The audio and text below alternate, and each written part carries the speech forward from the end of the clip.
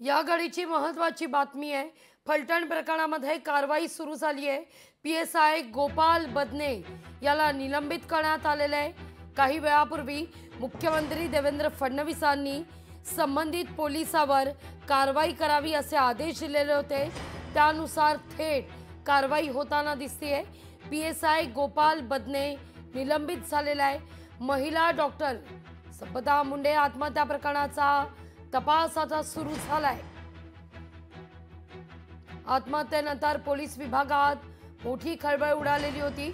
आत्महत्येपूर्वी त्यांनी आपल्या हातावर लिहिलेल्या सुसाइड नोटमध्ये पोलीस उपनिरीक्षक अर्थात पीएसआय गोपाल बदने यांच्यावर 4 महिन्यांपासून लैंगिक आणि मानसिक छळ केल्याचे गंभीर आरोप केलेले आहेत। पोलीस कर्मचारी प्रशांत बनकर यांच्यावर देखील मानसिक आणि शारीरिक त्रास दिल्याचा उल्लेख त्यांनी केलेला होता। या प्रकरणी आता पीएसआय बदनेवर कारवाई करण्यात येते। हीच ती व्यक्ती आहे पीएसआय गोपाल बदने, याच्यावर आता कारवाई। या सगळ्याविषयी अधिक माहिती घेतोय आपले प्रतिनिधी इम्तियाज यांच्याकडून। इम्तियाज, काही वेळापूर्वी मुख्यमंत्र्यांनी संबंधित पोलिसांवर कारवाई करावी असे आदेश दिलेले होते। तात्काळ याची अंमलबजावणी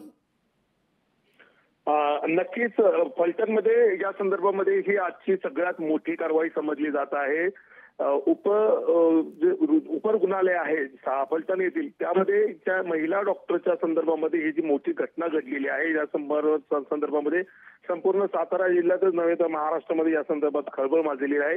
आणि या प्रकरणीच जे गोपाल बदने आहेत ते पोलीस कर्मचारी आहेत आणि वरिष्ठ अधिकारी जे बनकर आहेत, या दोघांवर ही कारवाईचे आदेश देण्यात आलेले आहेत। आणि या संदर्भामध्ये आता सातारा पोलीस तुषार जोशी पोलीस अधीक्षक यांनी या संदर्भात या दोन्हीही पोलीस अधिकाऱ्यांना ताब्यात घेतले असल्याची प्राथमिक माहिती समोर येत आहे।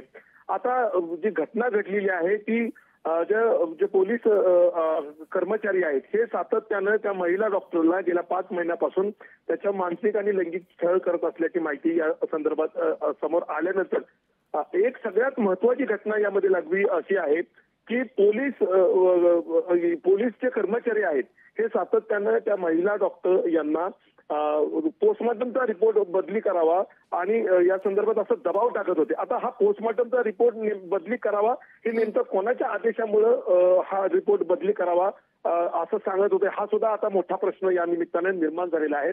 एकंदरीतच महिला जे डॉक्टर आहेत त्यांचं सरकारी क्वार्टर्स देखील आहेत, निवासी क्वार्टर्स देखील आहेत। मात्र निवासी क्वार्टर्स सोडून त्या महिला डॉक्टर ज्या त्या फलटण येथील असणाऱ्या हॉटेलमध्येच नेमक्या का गेल्या, कोणी त्यांना त्या ठिकाणी बोलवलं किंवा त्या तिथं कशा आल्या, त्यांच्या समोर आणखीन कोण कोण आहेत का, हा सुद्धा हा मोठा प्रश्न या निमित्तानं उपस्थित होतोय।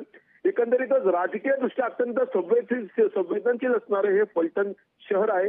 मोठी राजकीय या ठिकाणी व्यक्तिमत्व या ठिकाणी आहेत आणि अशा पार्श्वभूमीवर एका महिला डॉक्टरची होणारी ही आत्महत्या, पोलिसांचं दबाव तंत्र, पोस्टमॉर्टम बदली करावा म्हणून असणारं दबाव तंत्र असा कुटुंबियांनी देखील या संदर्भामध्ये खुलासा केलेला आहे। मात्र हे कोणता पोस्टमॉर्टम चा रिपोर्ट बदली करावा आणि कोणी हा पोस्टमॉर्टमचा रिपोर्ट बदली करण्यासाठी सांगितलेला आहे हे देखील आता तपासामध्ये समोर येण्याची शक्यता आहे। त्यामुळे यामध्ये आणखीन काही लोक सामील आहेत का हे देखील पोलीस तपास करत आहेत।